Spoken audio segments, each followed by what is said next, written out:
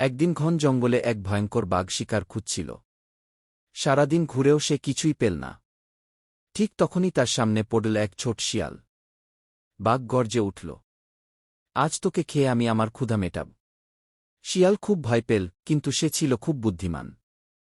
সে বলল, মহারাজ, আমাকে খেলে আপনার বড় ভুল হবে, কারণ এই জঙ্গলের আসল রাজা তো আমি।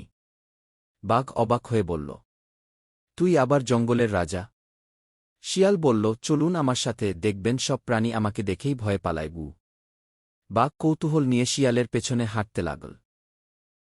শিয়াল সামনে আর বাঘ তার পিছনে। জঙ্গলের সব প্রাণী যখন বাঘকে দেখল, তারা ভয়ে দৌড়ে পালিয়ে গেল। শিয়াল তখন বলল, দেখলেন তো, সবাই আমাকে দেখে ভয়ে পালায়। বাঘ সেটা সত্যি মনে করল। সে ভাবল, এই শিয়াল সত্যিই খুব শক্তিশালী। তারপর বাঘ ভয়ে শিয়ালকে ছেড়ে দিয়ে অন্যদিকে চলে গেল।